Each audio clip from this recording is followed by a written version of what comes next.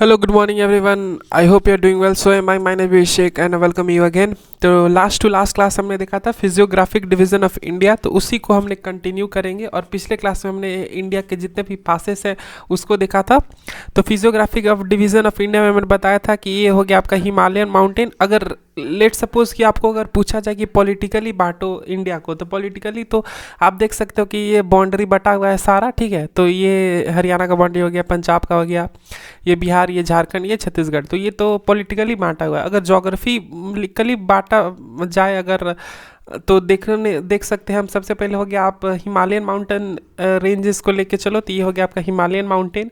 इस यहाँ से जब गंगा नदी बह के यहाँ पे बांग्लादेश में बहती है, तो ये हो गया आपका Ganga plain, Indo Gangetic plain जिसको बोलते हैं।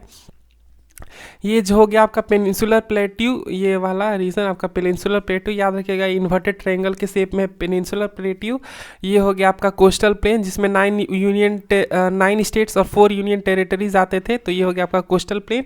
और आपका हो गया ये सब इंडियन आइलैंड। तो आपको ये आप देख सकते हो कि 5 डिवीज़न है, इंडियन आइलैंड, लक्षद्वीप और अंडमान एंड निकोबार। तो ये हो गया आपका ये फिजियोग्राफिक डिवीज़न। तो वो लास्ट टू लास्ट क्लास में फिजियोग्राफिक डिवीज़न अच्छे से मैंने कंप्लीट कर दिया था।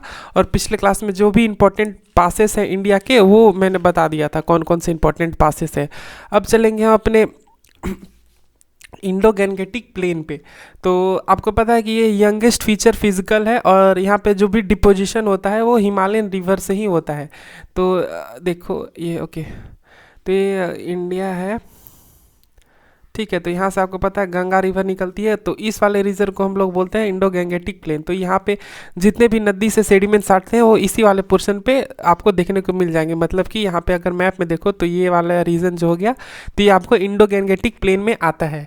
तो इसका जो रेंज है आप देख सकते हो, इसका जो रेंज है नॉर्थ, आपको पता है कि ये फुट हिल्स ऑफ शिवालिक में है। तो सबसे पहले ऊपर था ट्रांस हिमालय, फिर थे मिड हिमालय, फिर थे ट्रांस हिमालय, ग्रेट हिमालय, फिर थे मिड हिमालय, और ये थे शिवालिक। तो इसके फुट हिल्स पे, मतलब कि इसके नीचे जो वाला पोर्शन था उसमें आपको इंडो गैंगेटिक प्लेन मिलेगा। तो इसमें जो इसका आप देख सकते हो नॉर्थ टू साउथ और ईस्ट टू वेस्ट एक्सटेंशन, ये इधर ईस्ट होता है, ऊपर होता है नॉर्थ, और इधर होता है साउथ, ठीक है। तो नॉर्थ में आप शिवालिक लेके चलो, शिवालिक से लेकर साउथ में आपका बे ऑफ बंगाल, ईस्ट में पूर्वांचल हिल से लेकर, मतलब पूर्वांचल इस वाले portion Purvanchal hill to west में किरीथर और सुलेमान रेंज, मतलब कि इधर तक चला जाता है ये अफगानिस्तान तक, सुलेमान और किरथर। लेकिन हम इंडिया तक ही देखेंगे, उधर अफगानिस्तान ज़्यादा दूर जाना है नहीं। तो ये था आपका फिजियोग्राफिक डिवीज़न ऑफ इंडिया में गैंगेटिक प्लेन जो आता था, थर्ड नंबर जो था, सेकंड नंबर सॉरी। तो ये गैंगेटिक प्लेन में इसका एक्सटेंशन था। तो ये तो जो था ये ट्रांस था, ये ग्रेट था, ये मिड था, और ये सब हिमालय या फिर शिवालिक।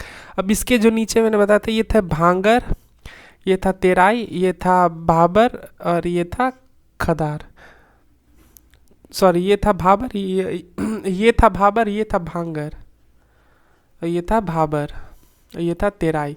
तो इस वाले रीजन जैसे कि ये देखिए हो गया ये भाबर, ओके, ये हो गया आपका तेराई, ये हो गया खदार, और ये हो गया आपका बीच में इसका भांगर। तो ये था आपके फिजियोग्राफिक डिवीज़न ऑफ इंडिया में इंडो गैंगेटिक प्लेन में 4 division.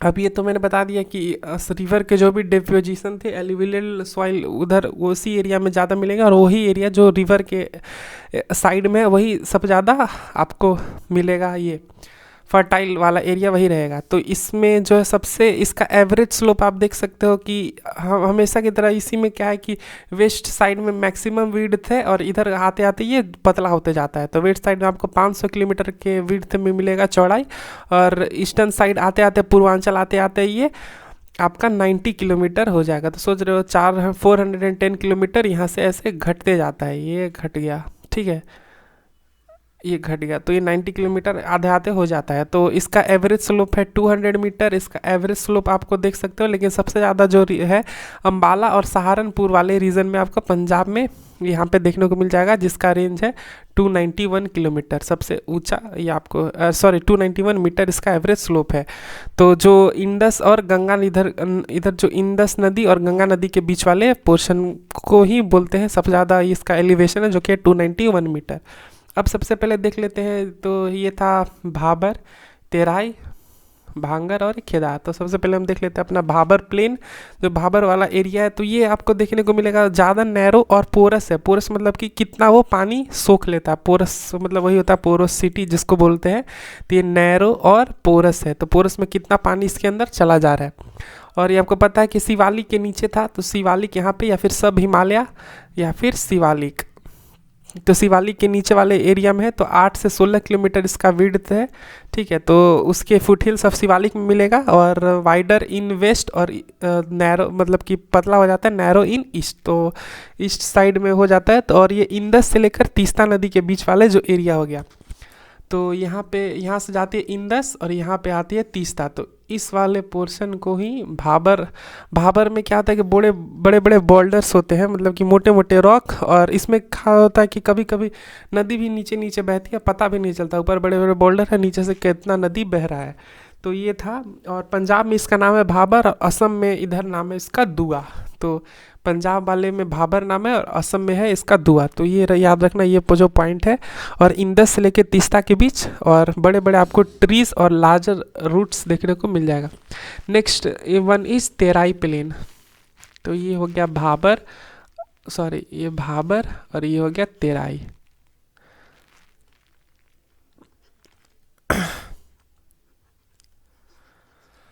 Okay, Terai. Next one is Terai. Terai ये है भाबर के साउथ में, मतलब कि भाबर के नीचे। तो ये हो गया साउथ ऑफ भाबर, भाबर के नीचे, तो सो south of Bhabar.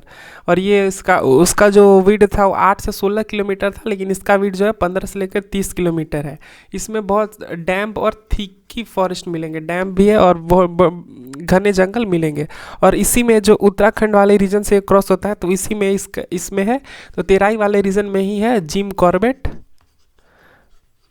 National park, जो कि उत्तराखंड में है। और यही तेराई वाले रीजन में यहाँ पे काजीरंगा हो जाता है, जहाँ पे वन हॉर्न राइनासोरस, यहाँ पे लायन, और यहाँ पे काजीरंगा में वन हॉर्न राइनासोरस, जो कि है काजीरंगा इन असम। ठीक है, तो ये काजीरंगा हो गया। और साल फॉरेस्ट में मिलता है, इसमें भी ड्रेनेज नहीं। और एग्रीकल्चर इस बस ये पंजाब वाले रीजन पे, यहाँ पे बोल्डर का साइज छोटा हो जाता है, तो बस एग्रीकल्चर पंजाब वाले रीजन पे ही होता है। बाकी इधर आपको पता है उत्तराखंड में नेशनल पार्क हो गया, फिर इधर असम आते आते तक भी उधर भी नेशनल पार्क हो गया, तो उधर उतना खेती नहीं होता है, बस ये पंजाब वाले रीजन में ही खेती होता है। तो ये भी उतना फिट नहीं है एग्रीकल्चर के लिए। नेक्स्ट आता है आपका भांगर प्लेन। भांगर प्लेन यहाँ पे क्या है कि ओल्ड एल्यूवियल सॉइल डिपोजिशन है, जो डिपोजिशन है जो हुआ था वो नदी के द्वारा। तो सबसे पहले क्या होता है कि देखो, अगर ये नदी बह रही है, तो इसके अराउंड जो भी होगा ये सबसे पहले लेके आएगी। तो ये पहले तो रहेगा फिट रहेगा, फिर धीरे धीरे धीरे धीरे पुराना होते जाएगा। तो नदी फिर अब यहाँ पे नया डिपोजिशन लाते लाएगी, तो ये इधर मिट्टी चलते जाएगा। तो इस वाले जो ये यहाँ पे अगर आप देखोगे भाबर तेराई, तो जब भांगर आता है इस वाले पोर्शन पे, तो हमेशा ही अनफिट रहेगा, नया मिट्टी इधर जाएगी, ऑब्वियस सी बात है। तो नया मिट्टी इधर रहते हैं। तो जो भांगर वाला रीजन है ये ओल्ड एल्यूवियल है, ओल्ड एल्यूवियल सॉइल है, तो उतना फिट नहीं है एग्रीकल्चर के लिए। और ये सूखा रहता है, mostly dry and uplifted land. और यहाँ पे आपको कंकड़ बहुत सारे मिलेंगे, तो ये अनफिट है एग्रीकल्चर के लिए। और नेक्स्ट आता है आपका खादर प्लेन। तो ये हो गया भाबर, तेराई, भांगर, और उसके नीचे आता है खादर। खादर है जो ये सबसे बैंक रिवर के आसपास जो भी एरिया है उस वाले रीजन पे रहता है। और ये सबसे न्यूएस्ट एलुवियल डिपॉजिट है। यहाँ पे भांगर में ओल्ड एलुवियल था, यहाँ पे न्यू एलुवियल डिपोजिशन है। ठीक है, तो ये सबसे ज़्यादा फर्टाइल वाला रीजन है, most fertile reason and most suitable for agriculture. Punjab में इसको ध्यास बोलते हैं, यूपी में खोल, ध्यास, यूपी में खोल, और बिहार में ताल, और वेस्ट बंगाल में भील। तो ये हो गया आपका खदार वाला रीजन। तो ये आपका, ये आप इस वाले रीजन में आपका ये हो गया भांगर, तेराई, भांगर और केदार। अब चलते हैं वेस्ट ईस्ट डिवीज़न, जो अभी इंडो गैंगेटिक प्लेन है उसका डिवीज़न देख लेते हैं हम। इंडो गैंगेटिक प्लेन मतलब कि यहाँ से जो गंगा आती है, ये वाले पोर्शन को इंडो गैंगेटिक प्लेन बोलते हैं। तो इसमें भी डिवीज़न आपको देखने को मिल जाएगा। ये वाला जो एरिया है उसको सिंध बोलते हैं। यहाँ पे हो गया पंजाब वाला, यहाँ पे हो गया राजस्थान का, और यहाँ पे हो गया गैंगेटिक प्लेन जो है यहाँ पे अपर मिड और लोअर, और यहाँ पे हो गया आपका ब्रह्मपुत्रा प्लेन, और यहाँ पे हो गया गंगा ब्रह्मपुत्रा बेसिन। तो ये आप देख सकते हो। तो लेट्स सपोज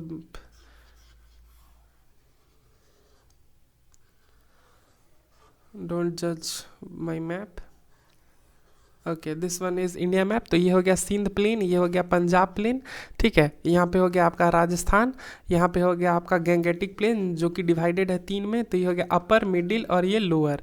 यहाँ पे हो गया ब्रह्मपुत्रा, और जब यहाँ से गंगा नदी बह के आती है इस वाले पोर्शन पे, तो ब्रह्मपुत्रा भी इधर से आती है, तो इसको बोलते हैं गंगा प्लस ब्रह्मपुत्रा प्लेन। तो सबसे पहले हम देख लेते हैं, ये हो गया आपका वेस्ट ईस्ट डिवीज़न जो है।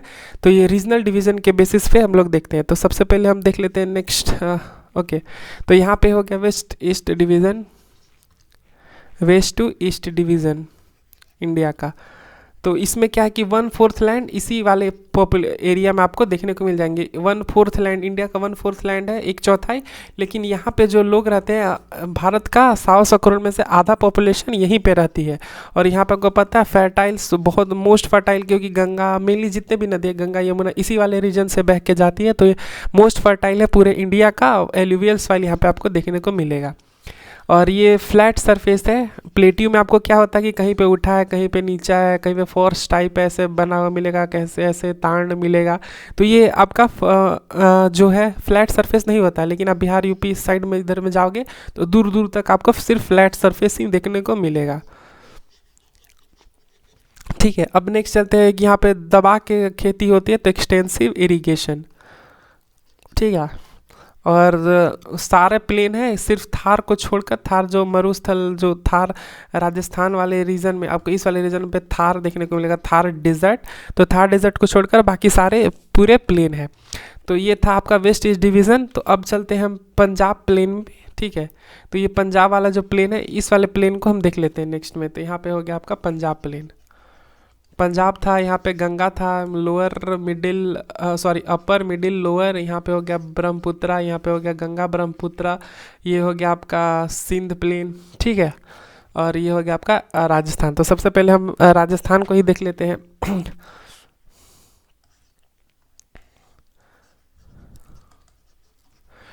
राजस्थान में क्या है कि इसका जो एक्सटेंशन है ईस्ट में जो होता है, ईस्टर्न साइड में आपका अरावली रेंज में, अरावली यहाँ पे, अरावली आपको पता है, अरावली ये हो गया, विंध्या हो गया, और ये सतपुरा रेंज हो गया।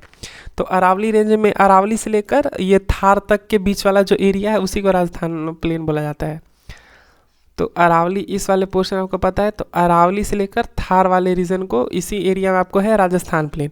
इसमें एक ईस्ट टू में अरावली, टू वेस्ट थार, और है यहाँ पे लूनी रिवर जो है, जो लूनी रिवर इसको बोला जाता है, लूनी रिवर, ये डायरेक्ट फ्लो होके ये रन ऑफ कच्छ में जाकर, गुजरात के रन ऑफ कच्छ में जाकर मिल जाती है। लूनी रिवर यहाँ से निकलती है और रन ऑफ कच्छ में जाकर मिल जाती है।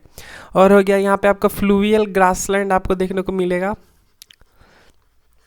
और ईस्ट वाले रीजन थोड़ा फर्टाइल वाला रीजन है, यहाँ पे राजस्थान वाले नहीं, लेकिन ईस्ट वाले पोर्शन में इधर जो आता है, तो ये आपका फर्टाइल वाला रीजन है। अगर थार डेजर्ट को छोड़ दे तब, तो ये थोड़ा फर्टाइल रीजन आपको देखने को मिल जाएगा। अब नेक्स्ट चलते हैं हम अपने पंजाब प्लेन की ओर। तो पंजाब में हम देख लेते हैं, तो पहले पंजाब का देख लेते हैं मैप, ओके। तो ये मैं इसको फिर से इरेज कर दे रहा हूँ। तो ये इंडिया हो गया, ठीक है। तो यहाँ से निकलती है आपकी इंदस नदी, और आपको बताया था कि सिपकिला पास से सतलज नदी बह के आती है। और यहाँ पे हो गया आपका इधर से आकर, ये देखो, ये हो गया इंदस नदी, यहाँ सिपकिला पास से होके गुजरती है सतलज नदी, सतलज। यहाँ पे हो गया सिपकिला। आप ऐसे याद रख लेना, अगर इंडस रिवर सिस्टम में, तो ये देखो CJI, मतलब ये हो गया चेनाब, झेलम और इंदस, और एस सतलज, ब्यास और रावी। सतलज याद रखना, सिपकिला बाउंड्री है, और SBR, तो IJC और RBS, तो ये हो गया SBR और चीफ जस्टिस ऑफ इंडिया। तो चेनाब, झेलम, इंडस, सतलज, ब्यास और रावी, तो ये हो गया। तो जो यहाँ पे आपका यहाँ से निकलती है चेनाब नदी, जाकर यहाँ पे मिल जाती है इंडस में, और यहाँ से फिर रावी नदी भी जाकर इंडस में मिल जाती है, और यहाँ से आपका ब्यास नदी जो है सतलज में जाके मिलती है। और सतलज क्या होता है कि इंडस में तो यहाँ पे जाकर पंचनाड़ में जाके यहाँ पे सब मिल जाते हैं, ठीक है। तो ये हो गया आपका इंडस, झेलम और चेनाब। ये हो गया आपका रावी, ये सॉरी, इंडस, झेलम, चेनाब, ये हो गया रावी, और ये हो गया ब्यास नदी। तो CJI यहाँ पे ये भी जाके मिल जाता है, तो ये रावी हो गया, ठीक है। तो अब देख लो यहाँ पे जो डिवीज़न है, तो ये हो गया आपका, मान के चलो कि इंडस रिवर है, इंडस रिवर, ये हो गया आपका झेलम, ये हो गया आपका चेनाब, ये हो गया रावी, ये हो गया ब्यास, और ये हो गया आपका सतलज। सतलज, ब्यास, रावी, चेनाब, झेलम और इंदस। तो रिवर के जो बीच वाला पोर्शन है उसको द्वाब बोलते हैं। तो उस द्वाब का नाम है, देखो, झेलम और इंदस के बीच ही बस आपको याद रखना है, जिसका नाम है सिंधु सागर। तो ये इम्पोर्टेंट हो जाता है, बहुत ज़्यादा इम्पोर्टेंट है। और चेनाब और झेलम, तो चेनाब और झेलम नदी के बीच को बोलते हैं छज, तो CHJH। तो ये हो गया आपका छज वाला रीजन, इसको बोला जाता है, इसको छज बोला जाता है। अब ये रावी और चेनाब के बीच, तो रा और चेना, तो इसको बोलते हैं हम लोग रेचेना, ठीक है। अब होता है यहाँ पे ब्यास और रावी, तो ब्यास और रावी के बीच वाले पोर्शन को बोला जाता है बारी, और सतलज और ब्यास को बीस्ट, ठीक है। सतलज और ब्यास, तो B और ST, बीच। तो ये आपका द्वाब वाला, जितने भी द्वाब नदी के बीच वाले पोर्शन को द्वाब बोला जाता है, तो ये उसके बीच वाले पोर्शन है। तो उसी में बस आपको सिंधु सागर नाम रखना है, और सतलज और चेनाब के बीच छज, और रावी और चेनाब के बीच रेचना, और रावी और ब्यास के बीच बारी, और सतलज और ब्यास के बीच बीच। तो ये हो गया आपका पंजाब प्लेन में, आप बस याद रखना। नेक्स्ट हम चलते हैं अब गंगा प्लेन। गंगा प्लेन वाले इस सारे पोर्शन में था, तो अपर, मिडिल और ये लोअर। तो सबसे पहले देख लेते हैं इसका एक्सटेंशन कहाँ कहाँ पे है। तो उत्तराखंड से लेकर वेस्ट बंगाल के बीच, मतलब कि दिल्ली से लेकर कोलकाता के बीच, ये देखा जाए तो काफ़ी ज़्यादा। तो ये उत्तराखंड में बह के आती है यहाँ से आपको गंगा। तो गंगा का भी आपको गंगा रिवर सिस्टम पता है। ये हो गया आपका, सबसे पहले यहाँ पे हो गया देव प्रयाग, यहाँ पे हो गया रुद्र प्रयाग, यहाँ पे हो गया कर्ण प्रयाग, यहाँ पे हो गया विष्णु, सबसे पहले विष्णु प्रयाग, और यहाँ पे हो गया नंद प्रयाग। तो ये नदियों का प्रयाग है। तो यहाँ से जो निकलती है देव प्रयाग से, तो इसी को बोलते हैं गंगा रिवर। यहाँ गंगोत्री ग्लेशियर से आपको निकलने को मिलेगा। तो ये देख लेना। तो सबसे पहले अपर, मिडिल, लोअर। तो सबसे पहले हम देख लेते हैं अपर गंगेटिक प्लेन। ओके, तो सबसे पहले अपर गंगेटिक प्लेन। तो इसमें क्या है कि यमुना से लेकर घाघरा नदी के बीच वाला, जो यमुना से लेकर घाघरा नदी के बीच बोला जाता है इसको अपर गंगेटिक, ठीक है। और इसमें आपको जो स्लोप है वो काफ़ी स्टीप है, मतलब कि ज़्यादा स्टीप स्लोप आपको देखने को मिल जाएगा। और गंगा यमुना द्वाब, इसी वाले रीजन को बोला जाता है गंगा यमुना द्वाब,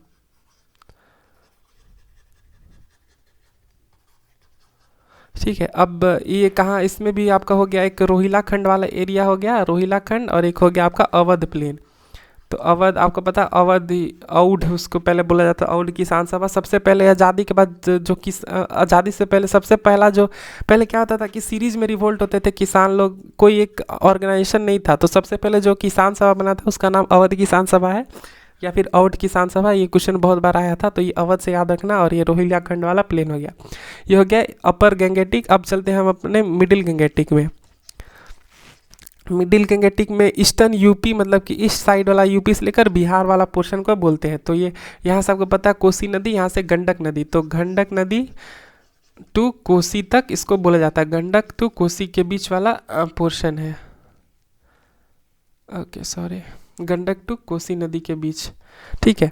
और ये सबसे ज़्यादा फर्टाइल वाला रीजन इसको माना जाता है। लेकिन कोसी नदी है जो बिहार, इसको बोला जाता है कोसी नदी को सौरव ऑफ बिहार। तो ये देख लेना सौरव ऑफ बिहार, क्योंकि इसी रीजन में बहुत बाढ़ आती है। कितना भी कोई भी प्रिपरेशनेस कर लो फिर भी बाढ़ बढ़ा कर ले जाते हैं, लेकिन सरकार उतने अपने लेवल से जितना करना चाहिए उतना नहीं करता है।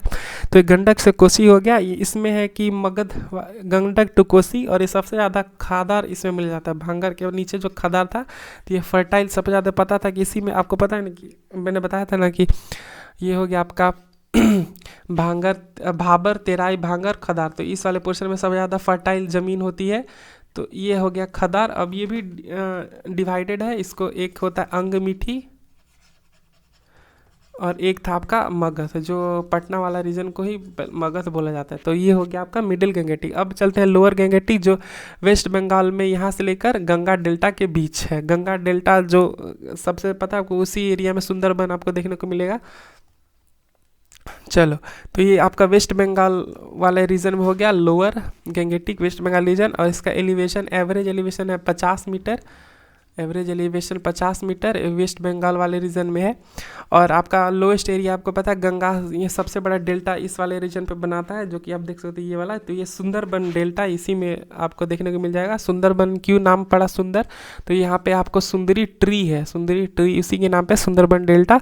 और यहीं पे आपको इस वाले रीजन पे गंगा सागर, आपको यहीं पे आइलैंड मिलेगा, गंगा सागर आइलैंड। और मैनग्रूव बहुत ज़्यादा इसमें मिलते हैं। तो ये हो गया आपका लोअर गंगेटिक। अब चलते हैं जो यहाँ पे हमने देखा राजस्थान पंजाब गंगेटिक। अब चलते हैं ब्रह्मपुत्रा पे। तो ये जो सिक्किम से होकर ये घूमा, ठीक है। तो ये वाला इधर से जो ब्रह्मपुत्रा, यहाँ सेंगपो, उसको भी यार्लो सेंगपो बोला जाता है चाइना तिब्बत में। और यहाँ से ये जो घुमा, तो इस वाले पोर्शन को बोलते हैं, ये हो गया आपका ब्रह्मपुत्रा प्लेन। यहाँ पे आपको सबसे बड़ा पता है रिवर आइलैंड, जिसको मजूली आइलैंड भी बोला जाता है। तो ये मजूली आइलैंड इस वाले पोर्शन पे है। तो ये कहाँ, असम और मेघालय वाले रीजन, मोस्टली यह ब्रह्मपुत्रा प्लेन असम और मेघालय वाले रीजन में ही रहता है, क्योंकि यहाँ से आपको पता है यहाँ से निकला आपका। और यहाँ नामचा बरवा से जो स्टीप टर्न लेता है ब्रह्मपुत्रा नदी, तो असम और मेघालय में, तो इस वाले असम और मेघालय को ही यहाँ पे ब्रह्मपुत्रा मेनली प्लेन यहाँ पे देखने को मिल जाएगा, क्योंकि इधर बहुत सारे आइलैंड आपको पता है अभी असम में इतना बाढ़ आया है। तो ब्रह्मपुत्रा प्लेन, तो ये असम और मेघालय में, ठीक है। सबसे ज़्यादा एलुवियल और बहुत ज़्यादा एलुवियल डिपॉजिट यहाँ पे रहते हैं। और ये मानस और सुबनसिरी नदी के जो ब्रह्मपुत्रा के ट्रिब्यूटरी है उस वाले रीजन पे रहता है, मानस और सुबनसिरी, ठीक है। स्मॉल रिवराइन आइलैंड, आपको बहुत छोटे छोटे आइलैंड मिलेंगे। और मजूली आइलैंड इसी के एरिया में, क्योंकि रिवर आपको पता है डिपोजिशन लाता है अपने साथ, और उसी के कारण यहाँ पे बहुत सारे छोटे छोटे रिवर आइलैंड मिलेंगे। जो सबसे बड़ा आइलैंड है वो मजूली इसको बोला जाता है। अब चलते हैं यहाँ से, आप देखो कि गंगा आई यहाँ बांग्लादेश में, और इधर से नामचा बरवा से स्टीप टर्न लेके ये जो गंगा ब्रह्मपुत्रा मिल जाती है मेघना, तो इस वाले रीजन को बोलते हैं हम लोग गंगा ब्रह्मपुत्रा प्लेन, ठीक है। तो ये हो गया आपका गंगा ब्रह्मपुत्रा प्लेन। तो ये हो गया आपका इस वाले रीजन में जितने भी ये वो डेल्टा बनाते हैं। इधर पता है आपको इस वाले ईस्टर्न कोस्ट पे आपको डेल्टा मिलेगा, और इधर वाले जो है वेस्टर्न कोस्ट पे इधर इसेचुरीज मिलेगा। अगले वीडियो में बता दूंगा इसेचुरी और डेल्टा में क्या फ़र्क है। तो डेल्टा आपको उधर से देखिए, मान लीजिए नदी आई तो स्लोप थोड़ा लो हो गया, तो इधर ऐसे से नदी बढ़ जाती है, इसी को बोलते हैं डेल्टा। तो इधर डेल्टिक प्लेन ज़्यादा होता है, और सुंदरबन डेल्टा इसी में आपको देखने को मिल जाएगा। और टाइडल फॉरेस्ट भी यहाँ पे देखने को मिल जाएगा।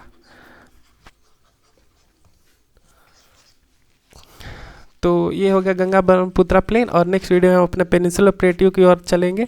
तब तक खुश रहिए, पढ़ते रहिए, bye bye, thank you very much.